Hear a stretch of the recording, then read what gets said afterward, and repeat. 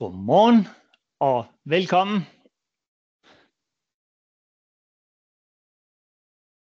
til vores webinar. Vi vil gerne byde velkommen til en gennemgang af det udvidede producentansvar set med etiketøjne. Og i dag der er jeg selv på. Jeg er Label Development Manager her i UPM, og jeg har arbejdet meget med producentansvaret gennem de sidste mange år, og været meget aktiv på at følge med i, hvad der sker med producentansvaret, specielt set med etiketøjne. Og det er sådan set det, vi egentlig gerne vil prøve at dele lidt om i dag. Og derudover så har jeg Ane med. Ja, Ane. Hej alle sammen. Mit navn er Ane Høfler. Jeg er Sales Manager i UPM, og jeg tager mig til dagligt af alle de danske trykkerier. Så velkommen. Tak, Ane. Vores agenda i dag, det er kort, meget kort lige omkring, hvem UPM Adhesive Materials er, og en introduktion til selve producentansvaret, og lidt baggrunden for det. Og så mere specifikt omkring etikettens indflydelse på den her miljøgraduering, grøn, gul og rød. Og til sidst så har jeg fundet lidt forskellige salgsemballager, hvor jeg laver nogle eksempler på, hvad det egentlig betyder, at man kigger på etiketmaterialerne. Og til slut skulle der gerne være tid til spørgsmål. Jeg regner med, at selve præsentationen kommer til at tage en cirka halv time, og den resterende tid bliver til spørgsmål. Så I er meget velkommen til at stille spørgsmål løbende ude i chatten, eller bagefter. Så tager vi dem der.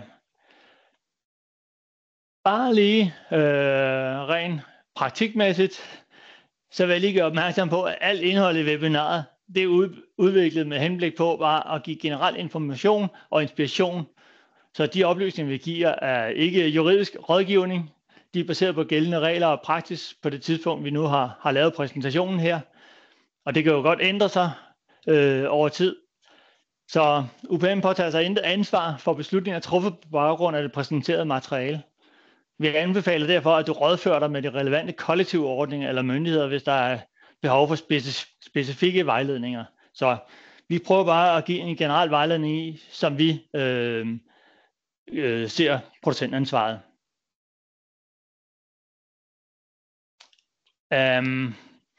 Meget kort lige om UPM. Vi er en del af UPM-koncernen, og Raflatac er det, vi kalder Advanced Materials. Men faktisk så starter værdikæden i UPM ude i skoven, hvor vi har UPM Forest, som planter træer, fælder træer og bruger dem til fiber i UPM Pulp, som laver pulpen til at lave papir af og andet emballage. Derudover i den del med renewable fibers, der ligger også UPM Timber, så man sørger hele tiden for at udnytte råvarerne bedst muligt, inden man begynder at lave papirpulp af det. Så er der et godt stykke træ, jamen så bliver det brugt til møbler, eller hvad det nu måtte være. Alt det her, det kræver en masse energi, så i Decarbonization Solutions, der har vi en energidivision, som blandt andet bruger det træ, som ikke bliver brugt til papirpulp. Det vil sige, det er cirka halvdelen, der bliver brugt til papirpulp. 48%, det brænder vi til at lave varme og energi til produktionen af pulp og papir og andre processer i UPM-regi. Bare sådan for at sætte noget størrelse på, så er den 99% CO2-neutral energi, der bliver produceret på de råvarer, vi bruger. Og der er et overskudsenergiproduktion på 7 tetrawatt, som er nok til at holde Danmark kørende i 3-4 måneder. Men vi har også en anden division, der laver biofuel. Det er de sidste 2% af en træstamme. Den biofuel raffineres til råolie, som igen indgår i for eksempel forest PE og PP materialer, men også andre renewable plasttyper. Og så er der til sidst en communication division. Vi er en global organisation og producerer etiketmaterialer i alle verdensdele. Vi er meget fokuseret på vores klimaaftryk. Vi arbejder meget med klimaet igennem både skoven og landet. Det vil sige, at vi har en biodiversitetsgruppe, som arbejder med at sørge for, når de her FSC-skove bliver brugt, at der ligger træ, der vertikalt og horisontalt af hensyn til forskellige dyrearter. Men det ligger i et biodiversitetsprogram separat. Derudover så arbejder vi med vores scope 1 og 2, hvor vi har et mål om reduktion på 65%.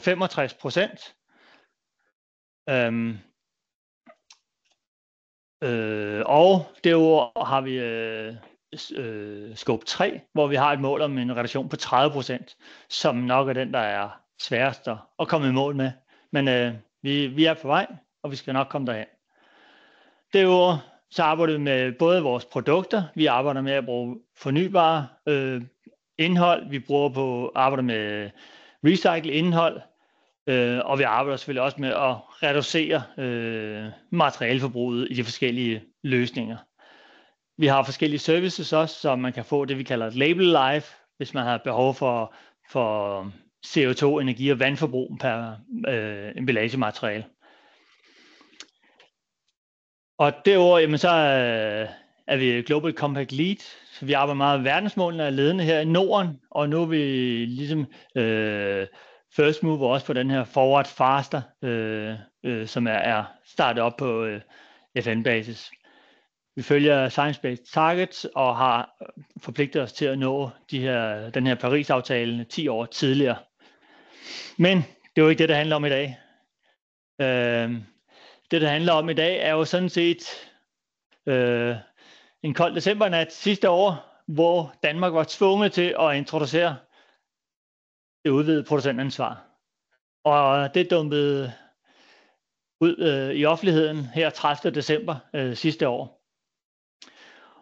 Og baggrunden for det ligger jo egentlig i PPWD-direktivet, som gjorde, at samtlige EU-lande skulle have et producentansvar implementeret, således de var klar til Packaging Waste-regulativet, som træder i kraft 1. januar 2030. Og der er en masse kommunikation omkring PPWR, hvad er det, og hvornår er vi klar, og hvordan gør vi os klar. Og som det er lige nu, kan vi faktisk ikke rigtig gøre os klar. Det vi gør os klar på nu, det er det danske producentansvar, for det starter 1. oktober, og der er ligesom nogle retningslinjer. Men i PPWR, der ligger også producentansvar, som vi kender i det, der kommer nu her 1. oktober. Og det jeg tænker som dansker er en god ting, hvis man skal finde noget godt omkring producentansvaret, det er sådan set, at den måde det danske producentansvar bliver introduceret, ligner rigtig meget det, man forventer kommer i PPWR. Så på den måde tror jeg på, at det gør, at vi er bedre forberedt end resten af EU, når PPWR skal implementeres. Når man kigger på PPWR, jamen så arbejdes der også med kategorierne A, B, C, hvilket svarer meget godt overens med de danske grøn, gul, rød. En ting, der også ligger i PPWR, det er en frivillig ting, men det er den her mængde af genanvendt indhold. Og vi har set det i England, hvor man har et pænt stykke tid haft et krav om 30% genanvendt materiale. Og i producentansvaret er det så blevet til 20% genanvendt materiale. Og jeg er sikker på, at det her det er en procentsats, som der vil blive skruet på med tiden. For at sikre, at vi ligesom får genanvendt de materialer, der nu kommer retur i systemet. Den miljøgraduerede del, det er jo sådan set den, der skal lave incitamenterne til at bruge de mest velfungerende komponenter i emballagen, for at få det bedste end of life, når vi nu er færdige med vores emballage som forbruger. Som det er lige nu, så har vi jo nogle regler i Danmark, nogle i Sverige, nogle tredje i Tyskland, men med PPWR, så vil der blive en fælles europæisk standard. Så hvis vi begynder at høre lidt til de her SEN-standarder, så er det dem, der ligesom arbejder med at lave ensretning på EU-plan, som og CEN, det står for European Community for Standardization. Her arbejder man sådan set på samme måde som producentansvaret, så der er en plastgruppe, der er en glasgruppe, en stålgruppe med rigtig mange interessenter. Meget bekendt sidder de omkring 100 mennesker i hver af de her komiteer, som alle har holdninger til det. Vi sidder selv med. Det man kan sige, der er med de her CEN-standarder, det foregår faktisk under NDA, så man kan ikke rigtig dele, hvor vi er henne i forhandlingerne i øjeblikket. Men planen er midt næste år, så skal kommissionen gerne have modtaget indstillingerne fra alle undergrupperne, og så er det op til kommissionen ligesom at sige, jamen skal man gå med det hele, eller skal vi gå med dele af det, som er foreslået. Og det ved vi så mere om derefter, hvad man så går med, og der vil det selvfølgelig blive offentliggjort. Næste step derfra bliver at sende det tilbage til landene, hvorefter Miljøstyrelsen skal til at kigge på, hvordan kan det implementeres ind i det nuværende producentansvar. Og der har jeg set tidslinjer, der siger, at slutningen af 2027-2028 vil de gerne komme med en opdatering. Men vi har formentlig stadigvæk, at det første gældende 1. januar 2030, så der bliver mere tid til endnu en justering.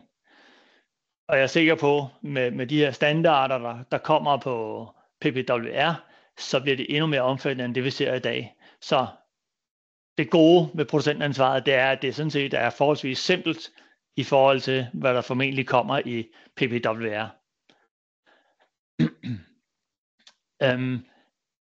Nogle af de mål, der er med PPWR, det er jo også, at emballage, der markedsfører i EU, skal kunne genanvendes. Og der er ligesom to dele i den del. Den ene del, det er det her design for recycling.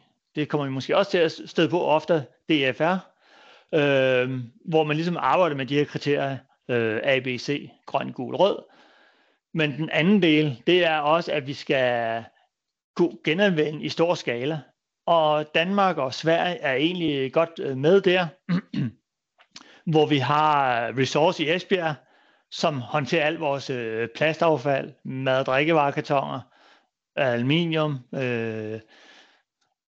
som jeg lige husker, måske også noget stål og jern og metal. Og Site Zero, som er gået en skridt videre og forarbejder en lille smule mere, end vi gør i Danmark.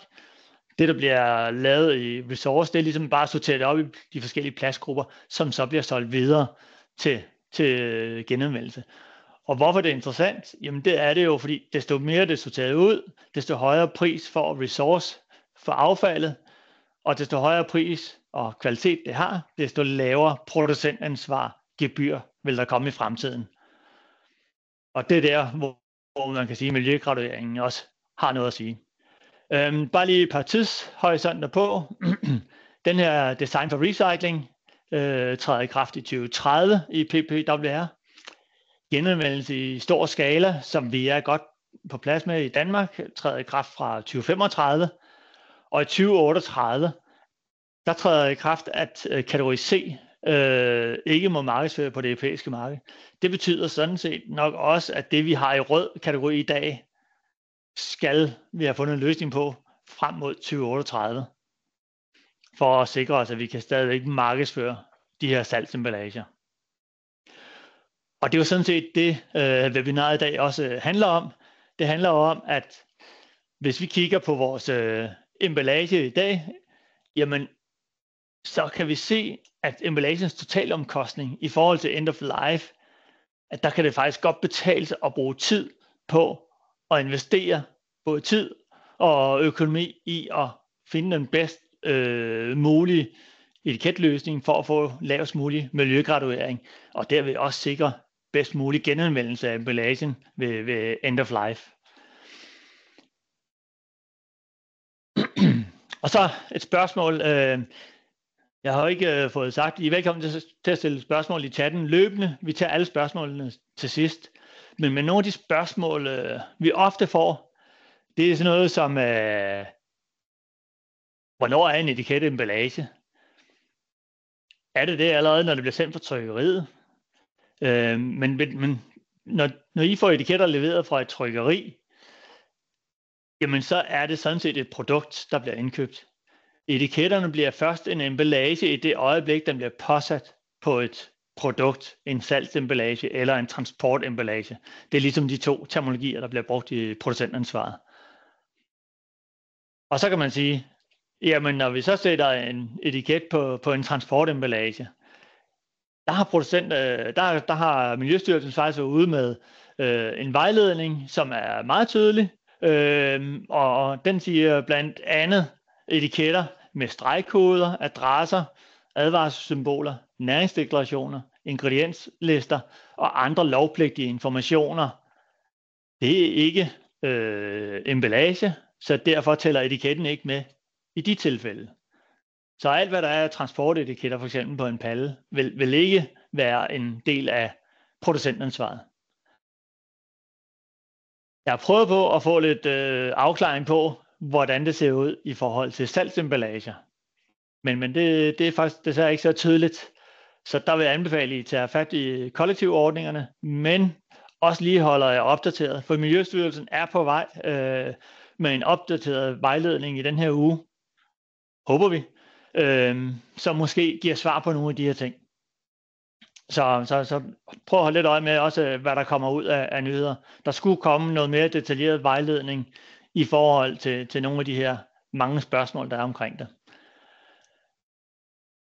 Når vi nu kigger på det her, når vi kigger på producentansvaret, og vi kigger på omtalen af genanvendt materiale, så er der en enkelt kommentar i producentansvaret, eller i bekendtgørelsen, under plastdelen, altså den, der hedder 3.1 til 3.4, hvor man har en undtagelse, der hedder kontaktfølsomme produkter. Og det er faktisk både fødevarer og kosmetiske produkter, som går under kontaktfølsomme produkter. Så har man emballage, hvor man ikke har mulighed for at få mekanisk genanvendt plast i emballagen, og det er primært PE og PP materialer, jamen så er man faktisk også undtaget, hvis indholdet er kontaktfølsomme produkter. Det vil sige så, at den her del af miljøgradueringen ikke bliver relevant. Og så er der nogle områder, som ikke falder ind under kollektivordningerne. Og det er sådan noget som emballage under Dansk Retursystem. Og så er det al eksport ud af Danmark. Producentansvaret er jo en dansk ting, og det handler om, at vi skal betale producentansvar for det, som bliver bragt på det danske marked. Så har man eksport af halvdelen af sin produktion, så er det sådan set kun den ene halvdel, der er underlagt producentansvaret. Omvendt er man importør og bringer på det danske marked, jamen så har man ansvaret som den første, der bringer på markedet til at afholde de her omkostninger til producentansvaret. En ting, jeg lige vil nævne, det er jo også, at man skal være opmærksom på, at der så er forskellige krav, alt afhængig af, hvilken land man eksporterer til.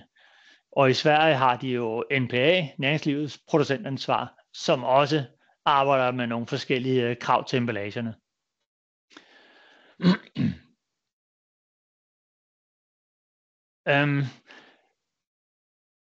Inden jeg rigtig går i gang med selve producentansvaret, vil jeg bare lige tage principperne i bekendtgørelsen. Der har vi, man taler om hovedkomponenten. Det vil sige så, det er den emballage, som er den tungeste del. Det er hovedkomponenten. Så har vi integrerede komponenter, og det vil sådan set, etiketter vil altid være integrerede komponenter, for de bliver påsat, og vi kan ikke forvente, at de falder af mellem de bliver afhentet fra vores skraldespand, og indtil de er sorteret ud hos for eksempel Resource i Esbjerg. Så derfor er det egentlig meget tydeligt defineret i bekendtgørelsen. Etiketter, selvklæbende etiketter er en integreret komponent. Og til sidst, når man læser bekendtgørelsen, så er der nogle områder, hvor man har sagt, det er hovedkomponent og integreret komponent, som man skal vurdere emballagen efter. Så det skal man også lige være opmærksom på, når man sidder og kigger på sin emballage. Og det her, det er bare et eksempel på det. Det er hård PET, jamen der har vi en hovedkomponent, og i det tilfælde, jamen så er det PET-flasken, der sådan set er hovedkomponenten. Når vi kigger på de forskellige grupper, jamen så har vi blød plast, vi har hård plast, vi har hård PET, og vi har skumplast og mad- og drikkevarekartoner. Alle de her produkter, de har en grøn, gul, rød kategorisering. Og når vi kommer til glas, pap og papir, jernholdige metaller og aluminium, så har man egentlig kun rød eller grøn.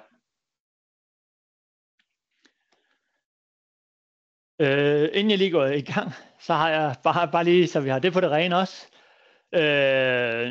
I designkriterierne, der taler jeg primært bare om etikettens indflydelse. Så udgangspunktet for alt det, jeg taler om, det er selvfølgelig, at de øvrige parametre på emballagen, de forudsættes at være i grøn kategori. Og en anden ting, i det jeg gennemgår, der er ikke nogen kommentar som sådan om klæberne.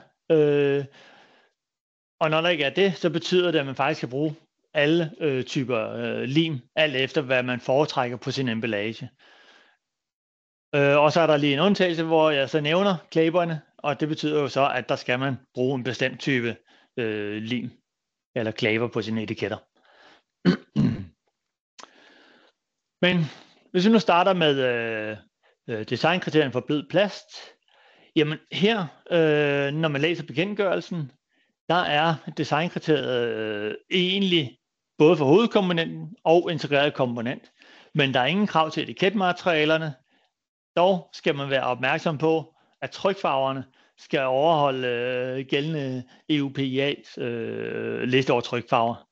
Så er man nu på den liste med sine trykfarver, jamen så havner du sådan set i rød. Men det ved trykkerierne helt sikkert besked om. Og det er igen bare lige for at tage bekendtgørelsen, hvor I skal se her, at der er det sådan set hovedkomponent og integreret komponent, der er slået sammen, hvor man så har det her krav til etiketten eller label. Når vi kigger på den hårde plast, jamen så er det HDPE, det er PP, PS også faktisk. Men når vi kigger i den grønne kategori, så har vi PE og PP emballager, og her er det faktisk rimelig frit i producentansvaret, forstået på den måde, at man både kan bruge PP og PE etiketmaterialer på emballagerne. Også selvom det er en PHD-flaske, jamen så kan man godt bruge en PP-etiket på emballagen, og omvendt. Når vi kigger på den gule kategori, jamen så er det de her ingenerede, specialudviklede etiketmaterialer, som har forskellige speciale egenskaber, hvor man nogle gange bruger et mix af PE og PP, eller for eksempel hvis man har en overlaminering på sit tryk, så er det vigtigt i hvert fald, at man ikke blander PE og PP, fordi det vil egentlig sætte emballagen i gul. Og det samme gælder, hvis man bruger en polyester eller PLA-etiket. Det er ikke noget, vi ser særlig brugt generelt. Og så har vi jo den sidste, den røde kategori, som vi helst skulle undgå at havne i. Når man nu har sin emballage, om det er en PP-flaske eller hvad det nu er, og man så bruger en papirsetiket, jamen så havner man faktisk i rød kategori. Eller som i det her tilfælde, hvor der er en sølv, man kan ikke lige se det, men det er en sølvetiket, der er trykt ovenpå, for at få en sølvkant hele vejen rundt og lidt glimmer i teksten for neden. Det gør faktisk, at fordi der er den her metallisering på etiketmaterialet, at den også bliver placeret i rød. Jeg har spurgt lidt ind til, om der er nogle bagatelgrænser, men kollektivordningen har ligesom sagt, og det er vaner, vi er medlem af, Det står der ikke noget om. Så der er sådan set ikke nogen bagatelgrænser, man kan arbejde med. For man kan sige, en guldramme er virkelig begrænset mængde metallisering. Men igen, det er sådan noget, jeg vil lægge op til, at I tager direkte med kollektive ordningerne, så de enten siger OK, hvis der er behov for det, eller siger, at jamen, det er rød, og sådan er det.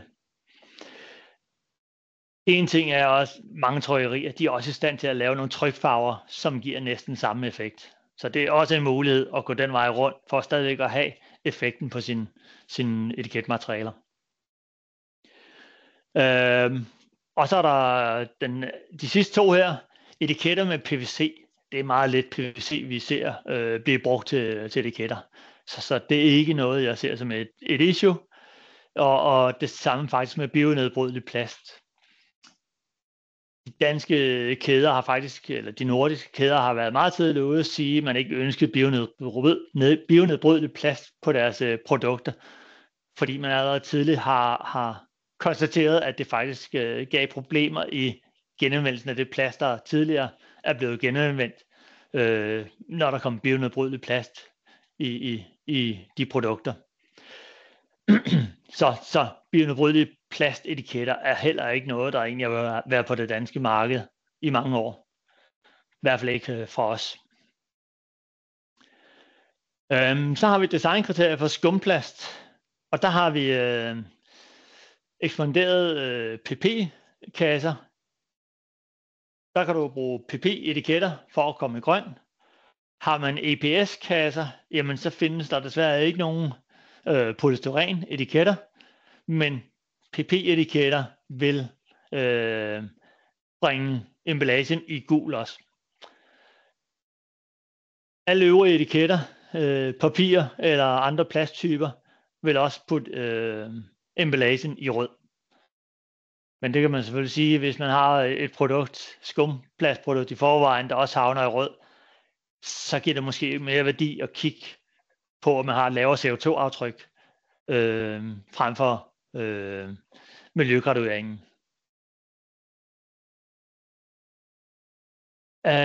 Når vi kigger på designkriterier for hård PET, jamen de er faktisk blevet meget lempelige i forhold til, hvad der var lagt op til i den første bekendtgørelse. Her er det sådan, at vi egentlig bare skal have etiketter i PP eller PE, og ingen krav om wash-off, som der var oprindeligt. Så I kan egentlig bare fortsætte med en permanent klæber på emballagen. Men ingen tvivl om, wash-off vil give bedre effekt. Men der ligger også noget i, at der er ikke så god genanvendelse af PET-emballage endnu i Europa. Så jeg tænker også, det er derfor, man ikke har så strenge krav i forhold til det. Altså i modsat i forhold til flaskeindustrien, hvor det er veldig etableret. Når man nu har hård PET i gul, jamen så er det igen, hvor man mixer PE og PP etiket eller råvarer i etiketmaterialet, eller vælger at bruge etiketmaterialer i PET. Og grunden til, at man normalt vil foretrække at have etiketter i PE eller PP på en PET-emballage, det er ved separation, så vil PET synke til bunds, og PE og PP-etiketter vil flyde ovenpå i vaskeprocessen, og på den måde kan man skumme etiketter og trykfarver væk og have en ren PET-fraktion i bunden, som man trækker ud med en snegl. Og som det er med de andre hårde plastmaterialer, jamen så gælder de samme regler i rød kategori for PET. Så har du igen din PET-flaske med papir eller fiberetiket, eller har du metallisering på etiketten, jamen så havner det rød, PVC og bionedbrydelig plast. Og det er jo sådan set lidt den samme baggrund som med den hårde PE og PP. Det var sådan lige lidt hurtigt om plastdelen. Og nu går vi til den, som virkelig har betydet noget, når man kigger på vægt og afgifter. Glas.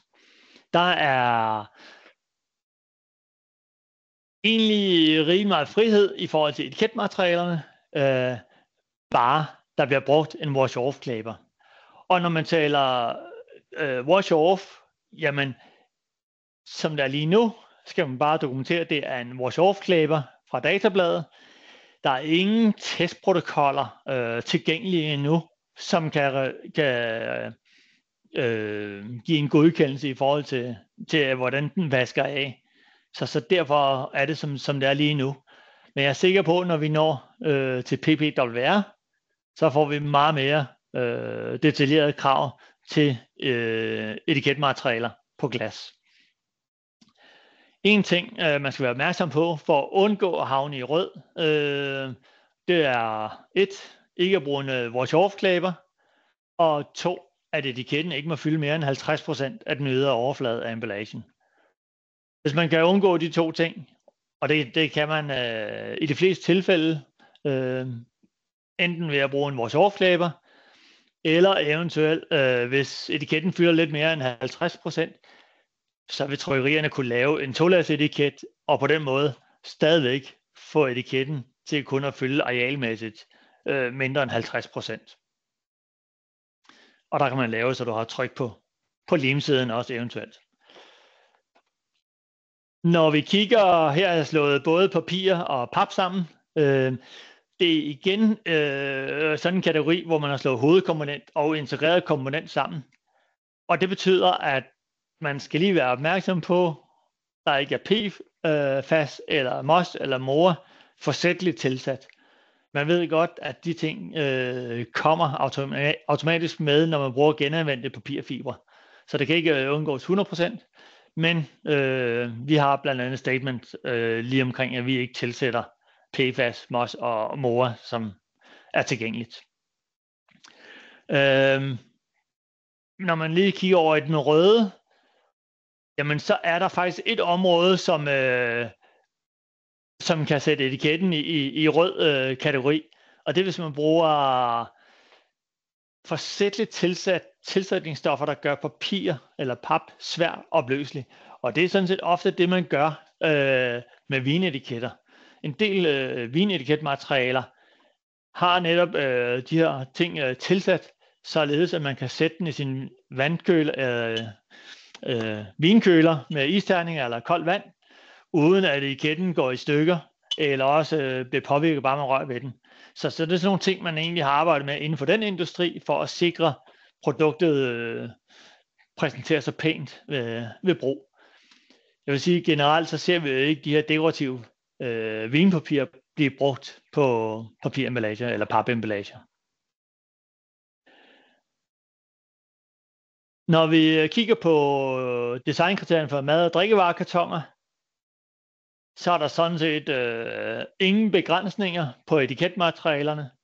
Det er igen kun, at trykfarverne skal leve op til den her EU-PIA-liste. Når vi kigger på jernholdige metaller, så er der heller ingen krav. Alle etiketter kan bruges, dog lige med undtagelse af de etiketter, som indeholder aluminium eller aluminiumslegeringer som hotfoil og coldfoil. Og igen, vi er nede i nogle små bagateller på en etiket, men der er ikke nogen bagatelgrænser defineret, medmindre det nu kommer i den opdaterede vejledning fra Miljøstyrelsen. Men sådan er reglerne. Den sidste, det er designkriterier for aluminium. Og igen, her kan alle etiketter bruges. Og så alligevel skal man igen være opmærksom på, at man kigger på hovedkomponent og integreret komponent. Og der handler det egentlig bare om, at hovedkomponentens vægtprocent skal ligge på et bestemt niveau, alt afhængig af hvilken type aluminium det er. Men umiddelbart vil jeg ikke formode, at etiketten vil kunne ændre på den. Det er trods alt en anden vægt, selvom det ikke vejer så meget aluminium. I den røde kategori er også aerosolbeholder. Sådan bare lige til info. Der er ikke noget med etiketterne at gøre. Det var en af de designkriterier, som ligger i producentansvaret eller i bekendtgørelsen, hvor vi mener, der er værdi i at være opmærksom på, hvilket etiketmateriale man vælger til sin emballage. Og når man nu begynder at kigge på sin emballage, jamen nu har vi bare taget på forskellige eksempler og prøvet at regne på, hvad betyder det egentlig, hvis vi nu tager i det her tilfælde en PE-flaske på 52 gram per styk, og det er uden skruelåget. Med en papiretiket, jamen så vil producentansvaret ende på 39,2 øre per flaske. Hvis man nu vælger at gå over på en PP UCO, det er used cooking oil, der er brugt til at lave noget af den her råvare, jamen så falder prisen til 30 øre per flaske. Eller hvis man nu vælger at bruge en med mekanisk genanvendt indhold, jamen så er vi stadigvæk nede på de her 30 øre,4. Og det er simpelthen fordi, at materiale bliver en anelse tykkere på etiketten. Så her kan man sige, der er det etiketmateriale faktisk, der giver forskel mellem en PP, som er et lidt lettere materiale, end en PE. Og når jeg nu taler om PCR, jamen så handler det egentlig om, at den her emballage, det er en multisurface cleaner. Det vil sige, at der er ikke noget kontaktfølsom indhold i produktet. Så er emballagen kun 20% genanvendt, jamen så vil det være etiketten, som er afgørende for, hvor vi havner, om det bliver gul eller grøn. Er der nu 30% eller bare 25% genanvendt plast i emballagen, jamen så kan man sige, så betyder etiketten ikke noget i forhold til, om det bliver grøn eller gul, fordi så har man stadig over de 20%, som sender emballagen i grøn kategori. Så bare lige for at sætte noget størrelse på, så har jeg lavet her, hvad betyder det, hvis man nu i besparelse per etiket, hvis man nu vælger at ændre sin papiretiket til en plast af den ene eller den anden type. Og det I ser i skemaet, der er ved 1, jamen så sparer man 9 øre, og der er lidt øreafrunding, som er årsag til, at tallene ændrer sig. Men 1000 styks, jamen så vil en PE PCR give en besparelse på 88 kroner. Ved 100.000 styks, jamen så er besparelsen 8.800 kroner. Og er det 1 million flasker, man laver, jamen så er besparelsen 88.000 kroner. Samtidig med det, så får man også den grønne bonus oven i hatten, og den kender vi jo ikke. Alle de her besparelser er baseret på den gule pris. Så man kan sige, der er en grøn bonus, som man først kender i 2026 eller 2027. Den kommer først året efter, hvor man ligesom har gjort op, hvor meget er der kommet ind på den røde bonus, eller røde strafafgift. Så det var bare lige sådan for at forklare, hvordan jeg har prøvet at arbejde med de her tal. Hvis vi lige tager den næste, tilbage til dunken her, den vejer 158 gram, og der er en ny ting, som også er omtalt i producentansvaret, det er delkomponenter, og det handler jo egentlig om, at når den her flaske går til genanvendelse, jamen når den bliver hentet af skraldebilen, så bliver den mast, og så er der en god chance for, at låget her falder af, og på den måde er den ikke en integreret del af emballagen mere. Der er nogle krav i Miljøstyrelsens vejledning, der siger, at for at dokumentere det, skal man stå over på ressource i Esbjerg og finde 100 af sine emballage og dokumentere, at 70% af dem, eller 70 styks, er adskilt fra hinanden, inden de skal sendes til videre til genanvendelse. Jeg har indtryk af, at det er nogle af de ting, som der også bliver justeret på i den kommende vejledning. Og ellers I er simpelthen nødt til at tjekke med kollektivordningerne, hvordan om I kan dokumentere, at jeres komponent er en delkomponent. Men for at komme tilbage til etiketten, så igen i det her tilfælde, der har vi valgt at bruge en PP med used cooking oil, og så i det her tilfælde en PE Forest. Og igen her ser man omkostningsforskellene simpelthen på grund af etiketmaterialets tykkelse.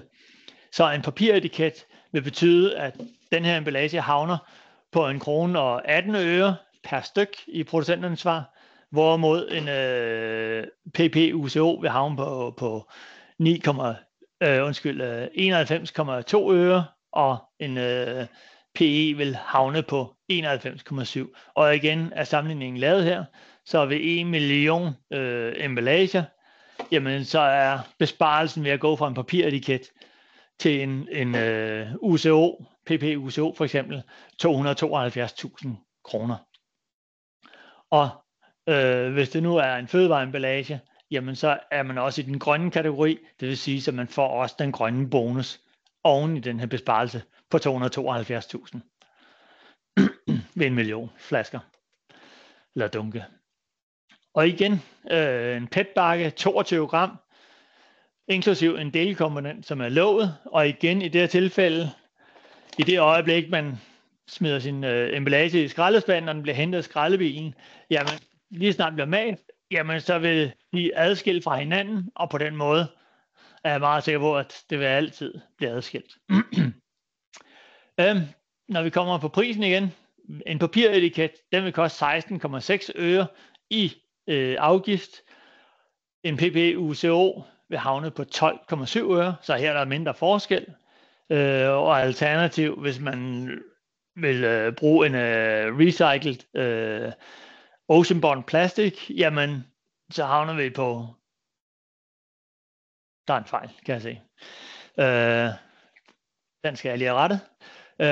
Men den havner nogenlunde på samme prisleje som PP-UCO. Samlet set ved at bruge en af de her løsninger, jamen så vil det give en besparelse på den her PET-emballage på 22 gram ved 1 million styks på ca. 38.000 kroner. Og her skal man lige være opmærksom på, når vi taler PET, så er der ingen undtagelse i forhold til kontaktfølsomme materialer.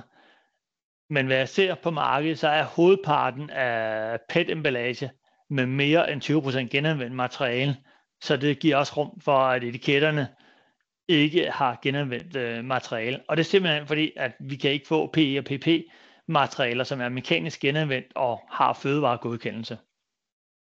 Det er simpelthen årsagen til, at man ikke har det. Når vi kigger på glas, her et på 240 gram, jamen hvis man har en papiretiket, så havner producentansvaret i det her tilfælde på 1,86 ved at ændre den til en etiket med en wash-off-klæber, enten i plast eller i papir. PP-UCO er plastmateriale, PureCycle Code er en papiretiket, jamen så vil omkostningen falde til 1,44 cirka. Men det betyder jo stadigvæk ved 1 million styks, så er det en omkostningsbesparelse. Bare ved at kigge på sin etiket her, fra en permanent klæber til en af de her vandafvastelige klæber, det vil give en besparelse på i omegnen af 422.000 kroner per million emballage. Jeg har samme eksempel igen her, bare med en vinflaske. Vinflasker er jo trods alt noget tungere, her 533 gram, og igen med at ændre etiketmateriale enten til en PP UCO eller en fleur de coton, som er et vinpapir med de her vådforstærkende effekter, men stadig med en vandafvastelig lim, jamen så er vi tæt på at have 1 million kroner i besparelse på 1 million flasker ved at kigge på sine etiketter. Det var egentlig lige hvad jeg havde med af eksempler. Hvis der er nogen brug for at gå ind og finde flere informationer, så er der kilder her til både Miljøstyrelsens vejledning, emballagebekendtgørelsen og den vejledning, hvor de har omkring fastsættelse af beregningerne til et gradueret bidrag. Men I kan bruge linkene og kigge nærmere på det. Og ellers er der mulighed for lige at hente lidt info om UPM-materialerne. En ting, jeg tit får spørgsmål om, når jeg er ude, det er EUDR. Der er også et link til det, og jeg kan sige så meget, at Vi kæmper stadigvæk med nogle leverandører, således at vi kan få det på vores faktura, men vi er klar lige så snart vi har det sidste leverandør på plads, således at det også kommer på fakturerne. Når man taler EUDR, så er det kun etiketter, papiretiketter på papirbagliner. Har du en plastetiket på en papirliner til f.eks. sådan en emballage, så er der ingen krav om EUDR. Det var bare lige en kort bemærkning. Hvis der er nogen, der ønsker en kopi af præsentationen, er de velkommen til at sende mig en mail, så skal jeg nok sende en kopi. Og ellers så vil der blive sendt et link efterfølgende til webinaret her, så I kan genhøre det, hvis der er nogle ting, I vil høre igen. Vi må hellere komme i gang med spørgsmålene. Ja, vil du hjælpe derinde? Der er kommet en del, ja. Så hvis jeg starter fra toppen, så i forhold til, der blev sagt, at der kom en opdatering i går. Det var lige starten af præsentationen. Ja, at der kom en kommentar om, at der kom en opdatering i går. Ja. Så den har du ikke... Nej, jeg har ikke set det nu. Jeg prøver at få lidt med, men jeg har ikke set den, og jeg har simpelthen ikke noget at holde øje i dag heller. Ja. Men den skulle være på trapperne, og jeg troede, den kom i mandag, så troede jeg, den kom i tirsdag. Så... Men der bliver så skrevet, at den kom i går. Det er bare lige så ved vi også det. Yes. Ja. Og hvis vi hopper videre til næste spørgsmål, så blev spurgt om, det var i forhold til det her med de metalliserede folier, hotfoil og alt det der, om det også gælder, når det er en metallisk Pantone. Så står der, når der er tale om metallisering. Ja, og det er jo der, at man er virkelig nede i nogle små detaljer. Ja. Jeg vil sige, jeg vil umiddelbart gætte på, at de vil sige, at det er også en metallisering, men jeg vil tage den direkte med kollektivordningen og få det bekræftet. Ja, og vel også ens trykmidler og trykfagleverandøren. Ja, men metallisering, det er jo brugt mange steder, og vi har jo en gul metallisering. Vi har sølv og guld, hvor man så bare lægger trykfarver ovenpå. Ja, men der findes også Pantone-farver, der indeholder en form for metallisering. Så der er jo en guldpantone og en sølvpantone, og dem skal man jo også lige have helt styr på. Ja, men jeg vil tage det med leverandøren eller producentansvaret, lige for at få det afklaret. Ja. Og der tror jeg så, der er blevet svaret på det spørgsmål herude i chatten. Der er en, der skriver, at PP-emballagen kan godt indeholde metallisering og havne i grøn kategori. Den er måske lige lidt i tvivl om, hvordan den skal forstås, som det var en kommentar til det forrige spørgsmål. Men skriv endelig, hvis der er nogen af jer, der mener, eller har en kommentar ind til det. Ja, den hårde PP og PE, der står der rimelig tydeligt i bekendtgørelsen, at hvis der er metallisering, så havner man i rød. Ja. Og der har jeg ligesom spurgt ind til, om der ikke er en bagatelgrænse for en guldramme på en etiket. Men der er ikke noget bagatelgrænse. Ja. Så det er umiddelbart ved at mene, at den vil være havne i rød, hvis der er metallisering på. Ja. Så det, der blev skrevet, at PP-emballagen kan godt indeholde metallisering og havne i grøn kategori. Det vil vi mene, det er ikke korrekt. Nej. Næste spørgsmål. Ved at nogen har ændret til plastlabels til PET-flasker for at have samme plastsortering. Og det giver vel også, det er vel også det, de ligesom gør. Og det handler jo meget om, at ved ikke at bruge papiretiketter, så undgår man. Papir har en densitet på 1, så det vil flyde op og ned i vaskevandet, og kan jo ikke undgås at komme med i genanvendelsesprocessen af PET-flakes. Ja, præcis. Så det er også meningen, at det ikke er det der blandede affald. Ja. Så bliver der spurgt, at det er korrekt, at der var frit valg til etiketmateriale og klæber i forhold til folie. Man kan være grøn med en papiretiket på PE-folie. Det er korrekt. Det eneste, man skal være opmærksom på, det er trykfarverne. Ja. Yep, vi springer videre her. Hvis en etiket ikke har emballagefunktion, f.eks. indeholder stregkoder og ingredienslister, har virksomheden så producentansvar på etiketten og pligt til at registrere mængder til DBA. Nej, ingen til. Hvis en etiket ikke har emballagefunktion, f.eks. indeholder stregkoder og ingredienslister, har virksomheden så producentansvar på etiketten og derved pligt til at registrere mængder til DBA. Det er faktisk egentlig et lidt tricky spørgsmål. Det har de ikke, hvis det er en transportemballage.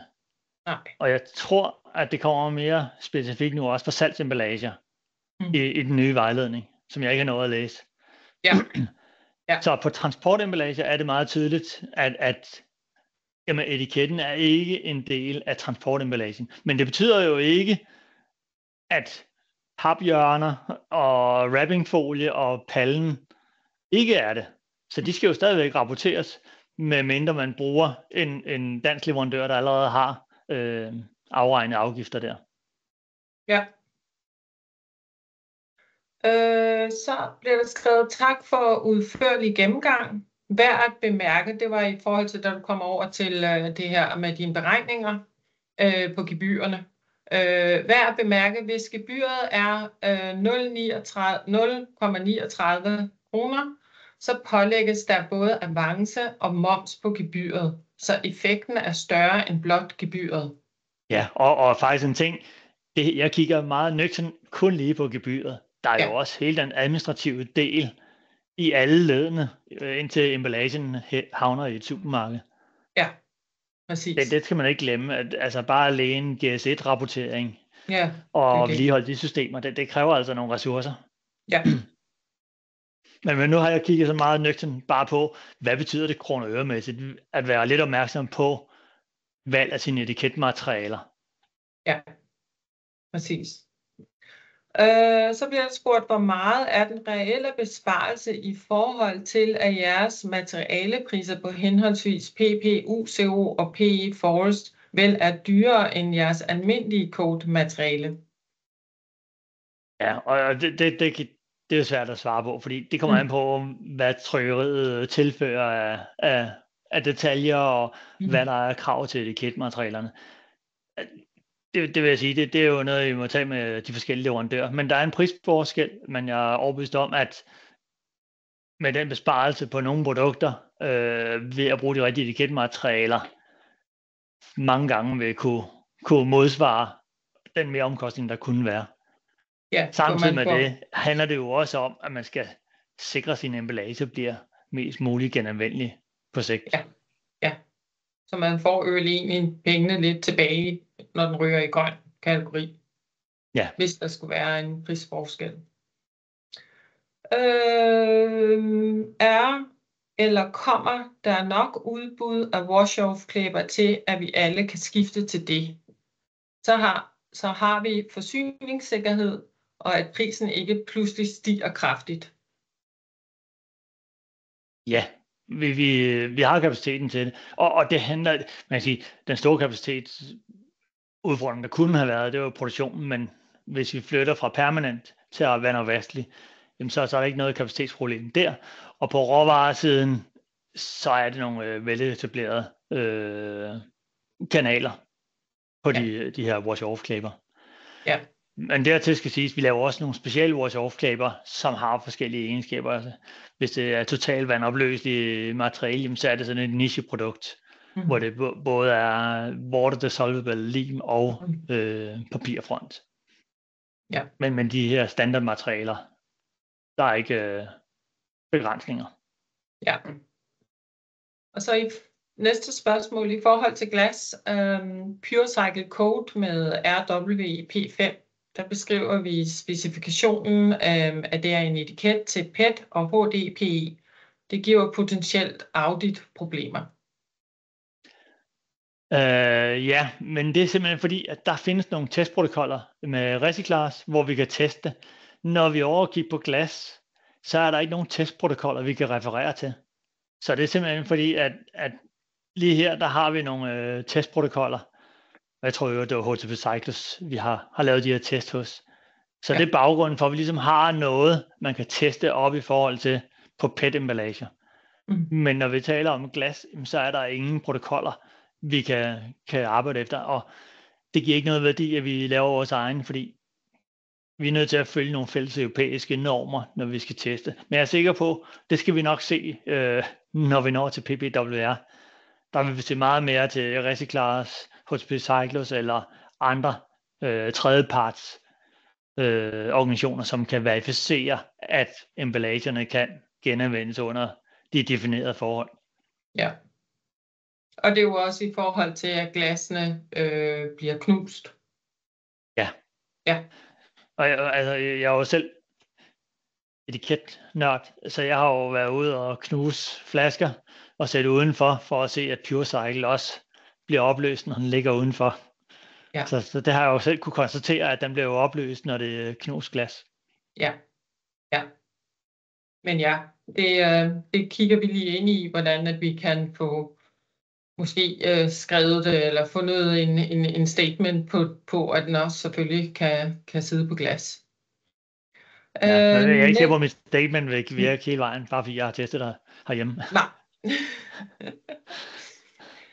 Næste spørgsmål. Er der produktionsmæssige udfordringer ved at bruge wash-off-klæber i fugtige eller fedtede områder, for eksempel på kokosolie i glas? Det kan der godt være. Men der findes faktisk mange forskellige wash-off-klæber, som har forskellige egenskaber. Nogle vasker af i almindelig vand, andre kræver en kemisk proces, som for eksempel vinflasker. Der skal noget mere til for at vaske de her wash-off-klæber af. Så der kan det godt være, det er vigtigt, at man lige får testet af under de forhold, der er. Ja. Ja. Ja, og vi sender vi kan, som der er et spørgsmål om du sender præsentationen på mail, men ja, der har vi skrevet i sidste slide, at man kan sende til Claus' mail. Jeg sætter den også lige ind i chatten her sidst. Så når webinaret er afsluttet, så genererer Teams et link til optagelsen også, som vil komme til alle dem, der har tilmeldt sig. Ja. Så skal vi lige se at speede lidt op her, kan jeg se. Er det korrekt, at besparelserne kun gælder producentansvar? Merpris for etiketten ved andet materialevalg skal modregnes? Det er korrekt.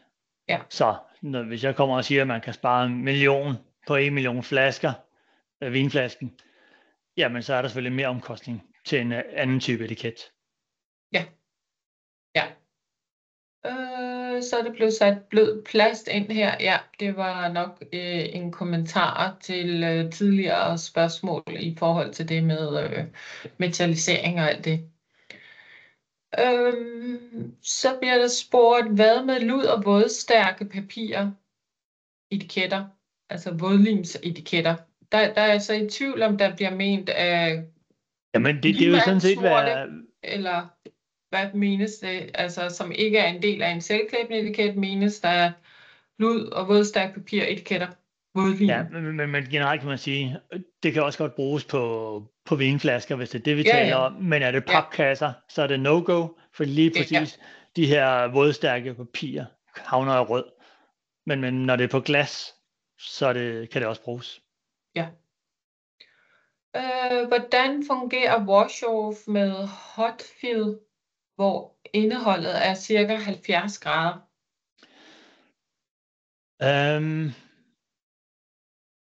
Jamen, det vil fungere på samme vis, men der skal man være opmærksom på eventuel kondensering efterfølgende.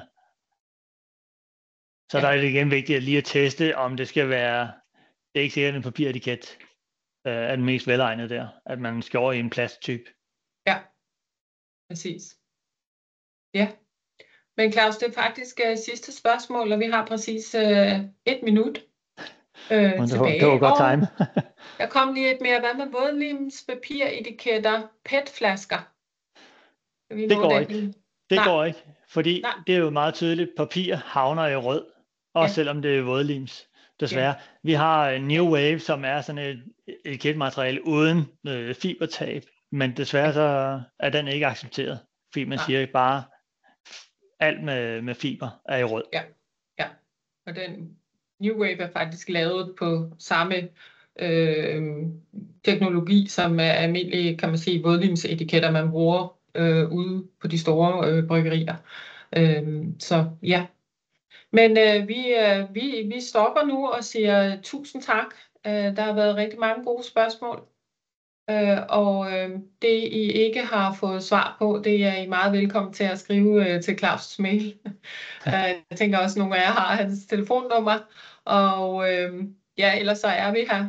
Dem, der kender mig også og har mit nummer og min mail, det er simpelthen bare at række ud.